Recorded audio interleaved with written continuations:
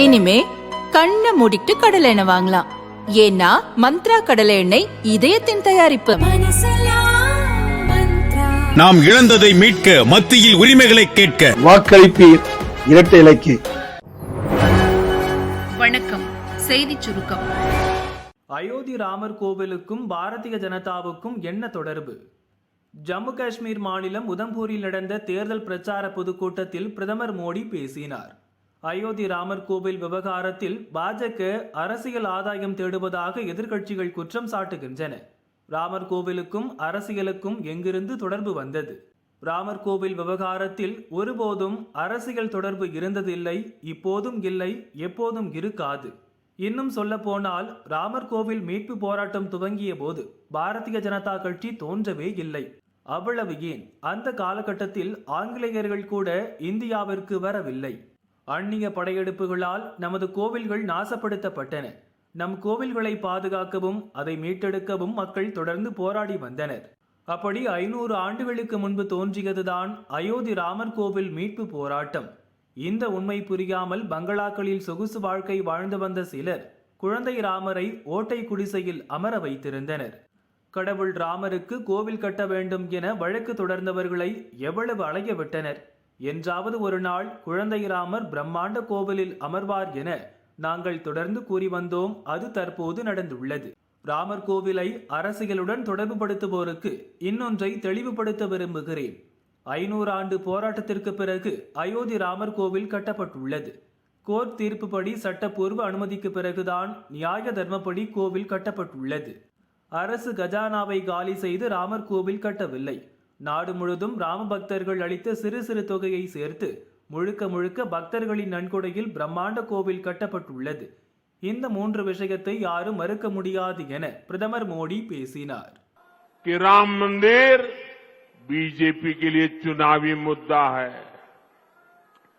राम मंदिर न कभी चुनाव का मुद्दा था, न चुनाव का मुद्दा है और न ही कभी चुनाव का मुद्दा बनेगा. अरे राम मंदिर का संघर्ष तो तब से हो रहा था जब भाजपा का जन्म भी नहीं हुआ था. राम मंदिर का संघर्ष तो तब से हो रहा था जब यहां अंग्रेज सल्तनत भी नहीं आई थी. राम मंदिर का संघर्ष 500 साल पुराना है, जब कोई चुनाव का नामो निशान नहीं था. जब विदेशी आक्रांताओं ने हमारे मंदिर तोड़े तो भारत के लोगों ने अपने धर्म स्थलों को बचाने की लड़ाई लड़ी थी. वर्षों तक लोगों ने अपनी ही आस्था के लिए क्या क्या नहीं झेला. कांग्रेस और उसके सहयोगी दलों के नेता बड़े बड़े बंगलों में रहते थे, लेकिन जब रामलला के टेंट बदलने की बात आती थी, टेंट पर जो ताड़पत्री वो बदलने की बात आती थी, तो लोग मुंह फेर लेते थे, अदालतों की धमकियां देते थे. வளர்ச்சி அடைந்த ஜம்மு காஷ்மீர் உருவாக்கும் வரை ஓய மாட்டேன். ஜம்மு காஷ்மீரின் உதம்பூரில் நடந்த பாஜக பொதுக்கூட்டத்தில் பிரதமர் மோடி உரையாற்றினார்.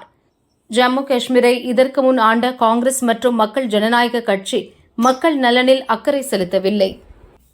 விவசாயிகள் நலனுக்காக எந்த நடவடிக்கையும் எடுக்கவில்லை. அணை கட்டும் திட்டத்தை கிடப்பில் போட்டு விவசாயிகளின் வாழ்வாதாரத்தை அழித்தனர். நம் நாட்டில் பாயும் நதிகளின் நீர் பாகிஸ்தானுக்கு சென்றதே தவிர நமது விவசாயிகள் பலனடையவில்லை. இந்தி கூட்டணி கட்சிகள் தங்கள் சுய லாபத்திற்காகவும் குடும்ப அரசியலுக்காகவும் காஷ்மீர் மக்களின் நலனை புறக்கணித்தன. ராமர் கோயில் விவகாரத்தை அரசியல் ஆதாயத்திற்காக பயன்படுத்துவதாக பாஜக மீது எதிர்க்கட்சிகள் குற்றம் சாட்டுகின்றன. ஜம்மு காஷ்மீரில் சட்டசபை தேர்தல் நடக்கும் காலம் வெகு தூரத்தில் இல்லை. அதன்பின் மாநில அந்தஸ்து பெறும். ஜம்மு காஷ்மீரில் மத்திய அரசு இதுவரை எடுத்த நடவடிக்கைகள் வெறும் ட்ரெய்லர் மட்டும்தான். இனிதான் பல முக்கிய முடிவுகள் எடுக்கப்படும். வளர்ச்சியடைந்த அழகான ஜம்மு காஷ்மீரை உருவாக்கும் வரை ஓய மாட்டேன். 2014 காஷ்மீர் மக்களுக்கு நான் கொடுத்த வாக்குறுதிகளை நிறைவேற்றிவிட்டேன். மோடியின் கேரண்டி நிச்சயம் நிறைவேற்றப்படும். ஊழல், குடும்ப அரசியல் ஒழிந்தால் மட்டுமே நாடு முன்னேறும்.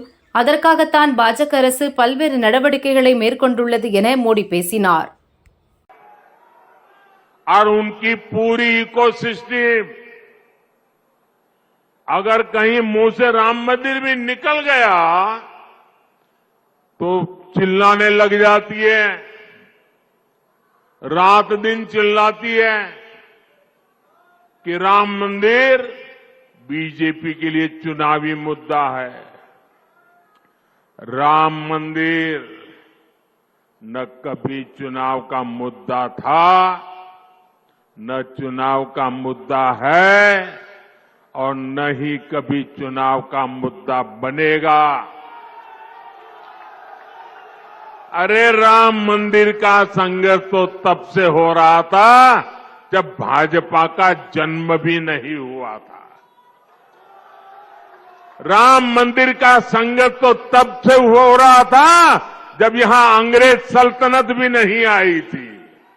राम मंदिर का संघर्ष 500 साल पुराना है, जब कोई चुनाव का नामो निशान नहीं था. जब विदेशी आक्रांताओं ने हमारे मंदिर तोड़े तो भारत के लोगों ने अपने धर्म स्थलों को बचाने की लड़ाई लड़ी थी.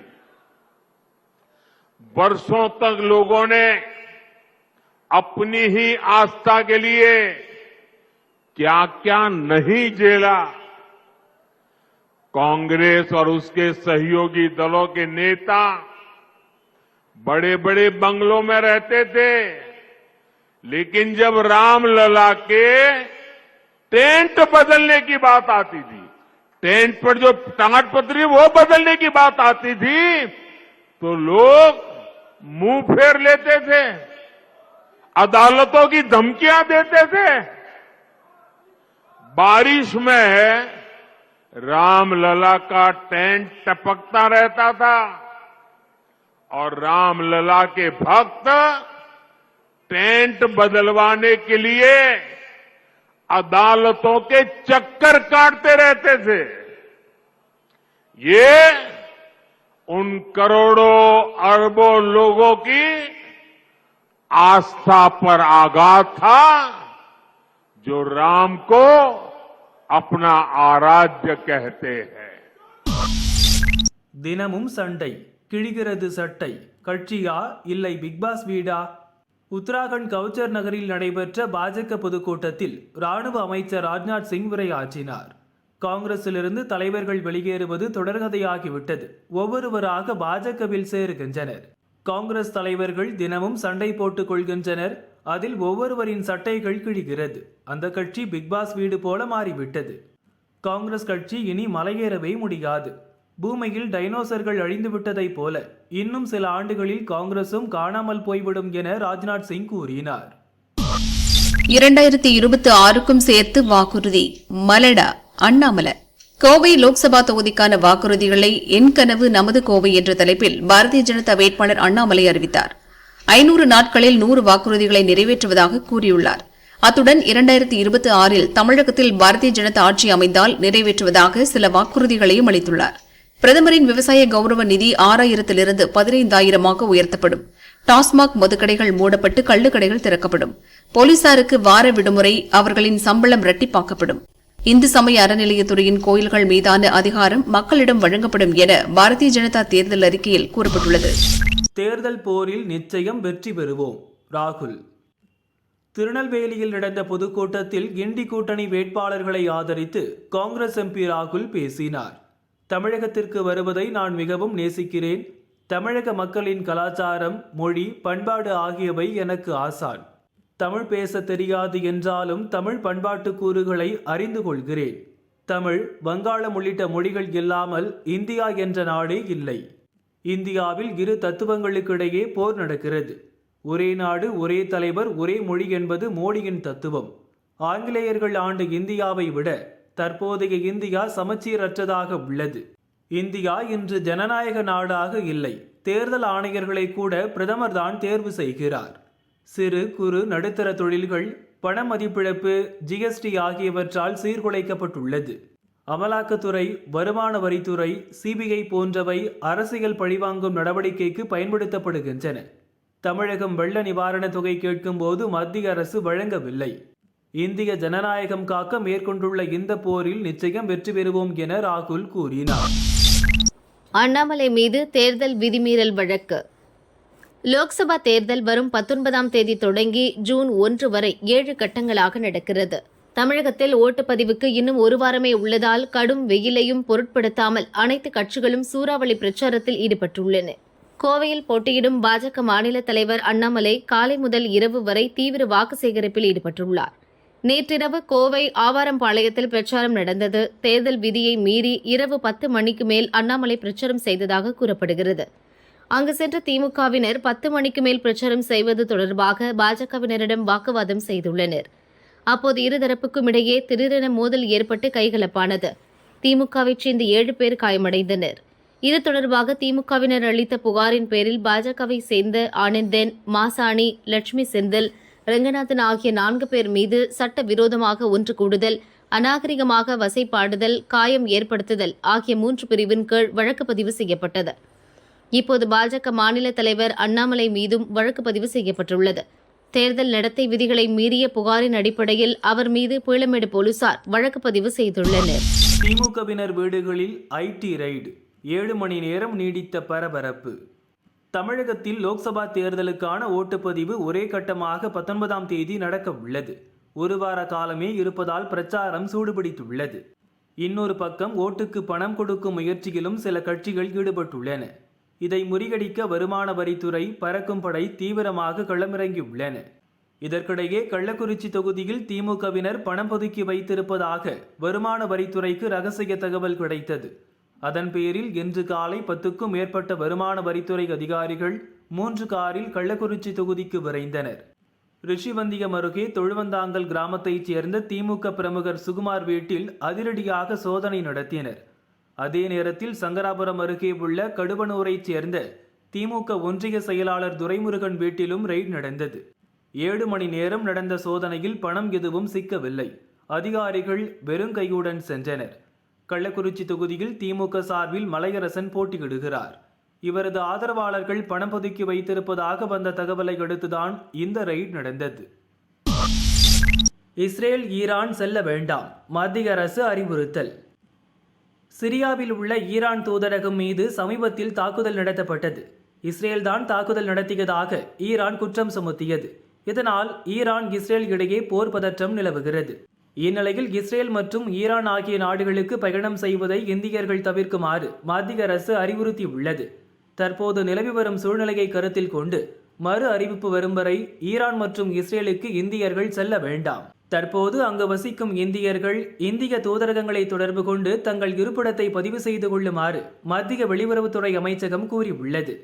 முடிந்தவரை வெளியில் செல்வதை குறைத்துக் கொள்ளுமாறும் பாதுகாப்பு தொடர்பாக மிகுந்த முன்னெச்சரிக்கையுடன் செயல்பட வேண்டும் என்றும் தெரிவித்துள்ளது. தடையில்லா சான்றுக்கு 30,000 லஞ்சம், அரசு அதிகாரிகள் 2 கைது. ராமநாதபுரம் மாவட்டம் பரமக்குடியில் சுந்தரராஜ பெருமாள் கோவிலில் சித்திரை திருவிழா 10 நாட்கள் நடைபெறுவது வழக்கம். திருவிழாவையொட்டி வைகை ஆற்றில் ராட்டினங்கள் மற்றும் குழந்தைகளுக்கான பொழுதுபோக்கு விளையாட்டுகள் நடக்கும். இந்த ஆண்டு விழாவுக்கு ராட்டினம் அமைக்க பரமக்குடியைச் சேர்ந்த மணிகண்டன் என்பவருக்கு கோர்ட் அனுமதி வழங்கியது. ரூபாய் 65,000 கட்டணம் செலுத்தவும் கோர்ட் உத்தரவிட்டது. அதன்படி மணிகண்டன் கட்டணம் செலுத்தினார். பொதுப்பணித்துறை உதவி கோட்ட பொறியாளர் கார்த்திகேயன் என்பவரிடம் தடையில்லா சான்று கேட்டார். அதற்கு ரூபாய் 30,000 லஞ்சம் கேட்ட கார்த்திகேயன் அந்த பணத்தை உதவி பொறியாளர் சம்பத்குமாரிடம் கொடுக்குமாறு கூறினார். லஞ்சம் கொடுக்க விரும்பாத மணிகண்டன் லஞ்ச ஒழிப்பு போலீசாருக்கு தகவல் தெரிவித்தார்.